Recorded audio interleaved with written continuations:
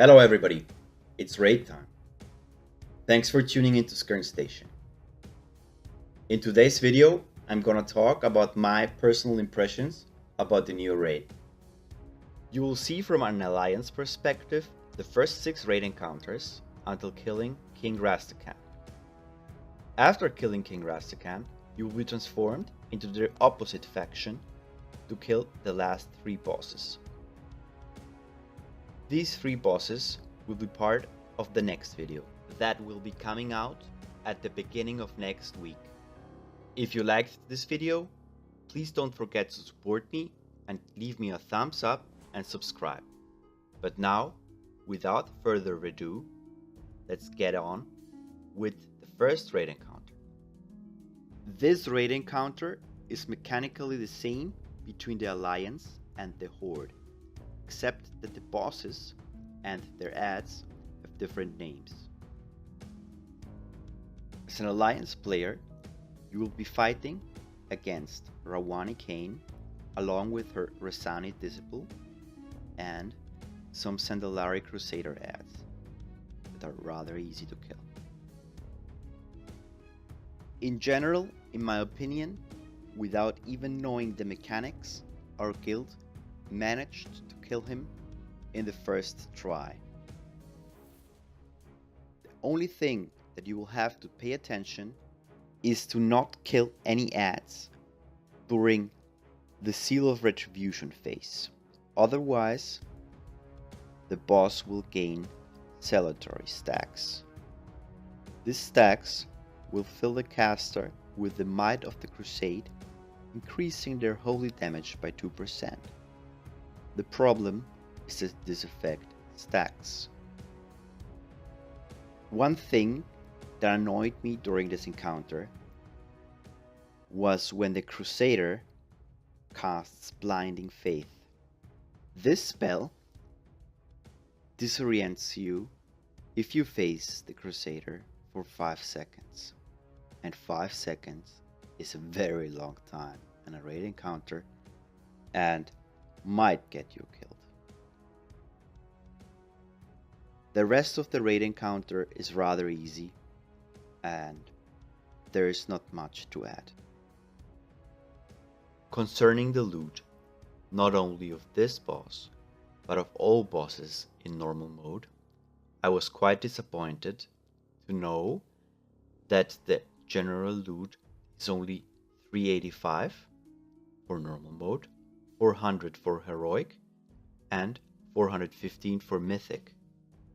I find it quite astounding that I already have items before even going to the raid, before even doing any content of this patch, that are already 395. So I would be getting for heroic only 5 item level.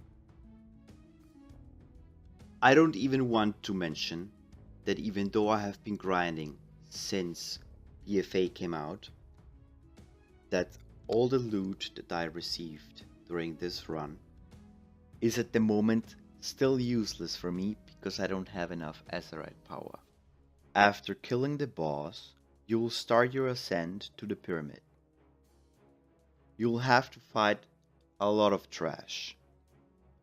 The only part that I liked about these trash packs is that you get the chance to fight against a giant dinosaur. After killing all those trash, you will go up and you will see your friend Grong, the giant ape, smashing some horde.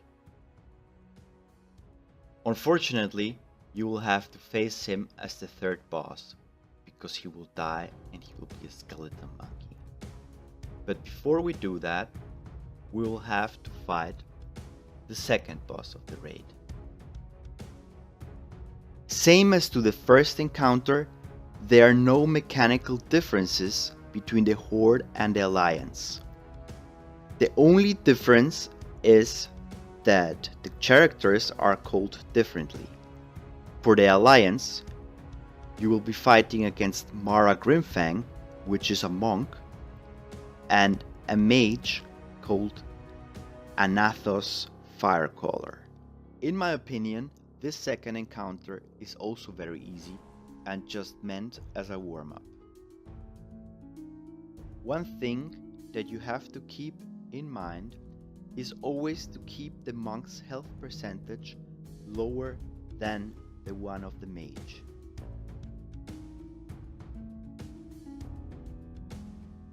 It is also important that all the DPS classes of the raid focus the mage when he has his fire shield up and try to interrupt his pyroblast. This pyroblast will one-shot the majority of damage dealers. The damage dealers also should always try to interrupt the whirling jade storm that the monk casts.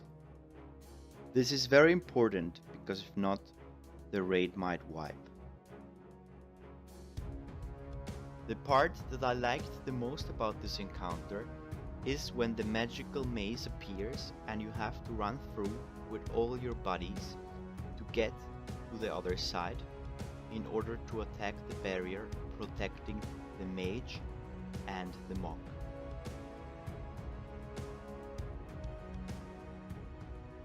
Once the barrier is down, you can proceed cleaving the monk and the mage in order to do as much damage as possible.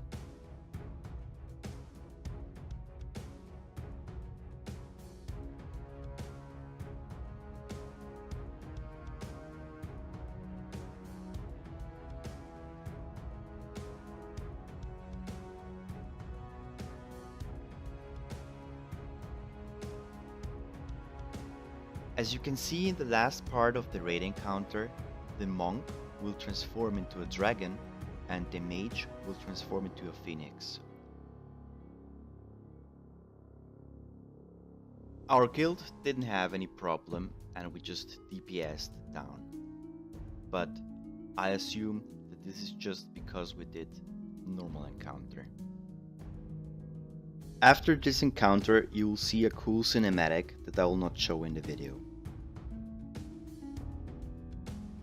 In order to proceed further up to the pyramid, you will have to kill, again, a lot of trash packs. Once you have killed all the trash, you will arrive to the third boss.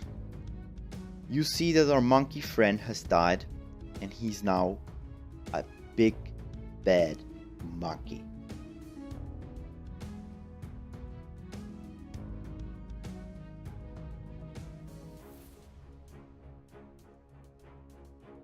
As a damage dealer, in this encounter I only had to take care of two things. First, don't getting smashed by the monkey, and second, once the death specters spawn, go and DPS it down, and if necessary, kick it. During this fight, the giant monkey will start generating rage. When certain thresholds are reached, the monkey will slam the ground and will try to pulverize the whole raid, dealing a huge amount of damage. In this part, it is critical that all the healers use their cooldowns to keep the raid alive.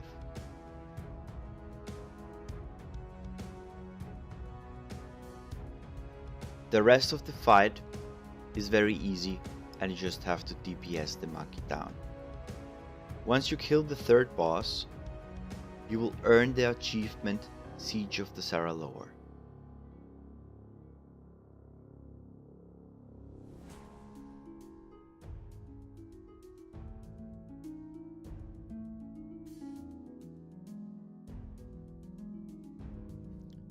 Once the boss is down, you will continue up the pyramid. And you will have to fight again many trash packs. Once you have finished clearing all the trash packs, you will find a way into the pyramid. If you follow this way, you will find the fourth boss room. In my opinion, this is one of the coolest and most difficult bosses in this raid. The biggest challenge is that you will have to split up your raid group into two groups that do approximately the same DPS. Each tank will have to tank the respective golem in different chambers filled with traps. These traps are rather easy to dodge and the mechanics are not as complicated. But as I said, it is important that both groups do approximately the same DPS. Once you enter the last chamber, you will see that there are some gems on the altars. It is important that before you start the boss fight, you assign which player takes which gem. These gems give you different positive boosts for your characters, such as increasing your DPS, increasing your healing capabilities, and enhancing your tanking skills. Once everybody has taken their respective gems, you enter a bigger chamber. In this chamber, it is important that both groups try to kill the golem at the same time. If the two raid groups manage to kill the two golems at the same time, the doors to the main hall will open. In this main hall, you will find the final boss called Opulence. This boss is a giant golem made out of gold coins. The mechanics of this boss might seem familiar to those having played the King's Rest dungeon. The raid boss will spawn spirits of gold which will try to go to the borders of the platform. It is very important that the raid DPSs all the spirits down before they reach the border of the platform. This second part of the raid is rather easy compared to the first one, and it is just important that the raid tries to DPS the boss down as fast as possible.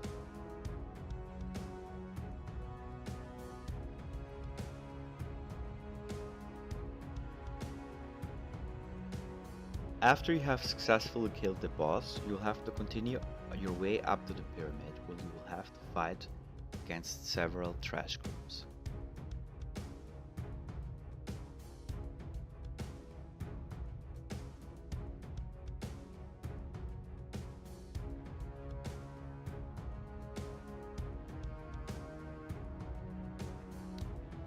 After clearing all the trash, you'll finally arrive to the fifth boss room. In this boss room, you will fight against the Conclave of the Chosen. In this boss fight, you will always be fighting against two enemies at the same time.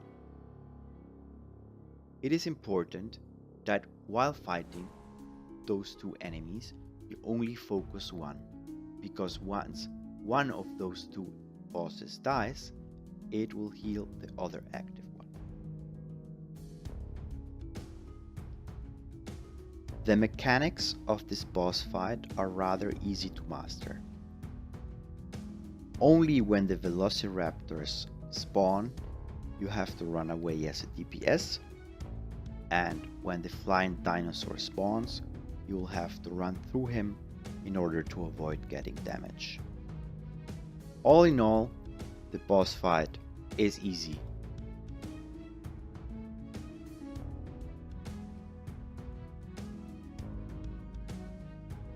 If you always take care of the ads and focus the bosses one by one, there should be no problem to down him on the first try.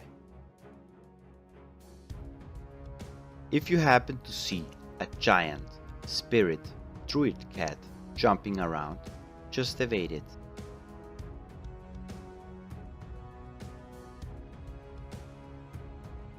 As you can see in the last phase, you will get a mix of all the mechanics in the raid encounter. Just be concentrated and take care, and you will have no problem.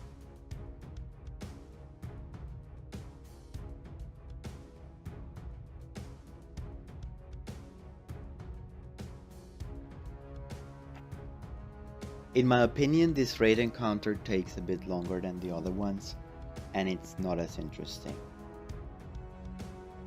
The mechanics are rather simple, but you just get a bunch of them.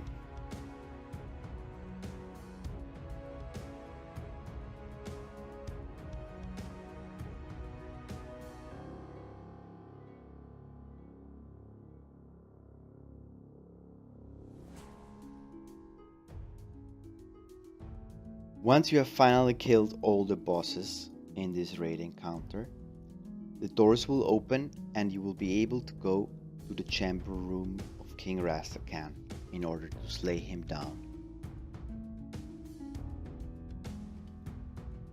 In the first phase of this encounter, it is important that you focus down on both bodyguards of Rastakhan. While you're doing this, you should have enough cleave damage to also do some damage on the Troll King.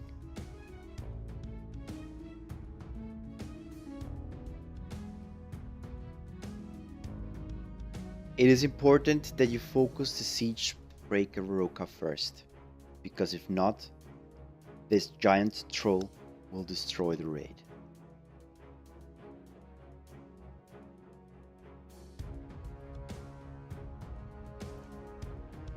Once you have downed his bodyguards, you can focus on King Rastakhan, but unfortunately you will be stopped by Bwomsandi. This powerful Loa of Death will join the fight and support King Rastakhan, but it is no point on doing DPS on him. Just focus on King Rastakhan and the zombie dust totem if it happens to spawn.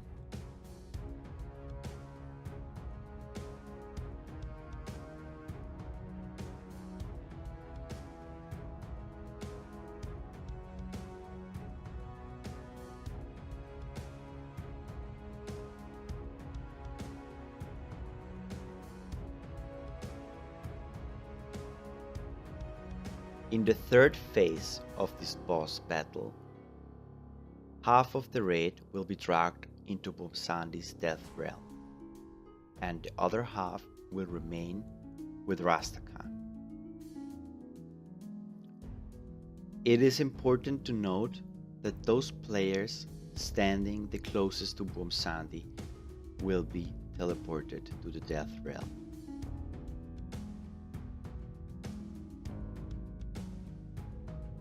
It is important to carefully select the players that are going to be ported to the Death Realm. The party ported to the Death Realm should consist of half of the healers and DPS, no tank. Finalizing the fight, you should be very careful to dodge all the green balls flying around and doing as much as possible DPS to King Rastakhan in order to kill him fast. All in all, I must say that I have enjoyed this raid and I am looking forward to kill the last 3 bosses and trying it out in heroic. Well, that would be it from my side. I hope you enjoyed the video. If you did, please hit the subscribe button and leave me a like, and I hope to see you again in this channel. Bye.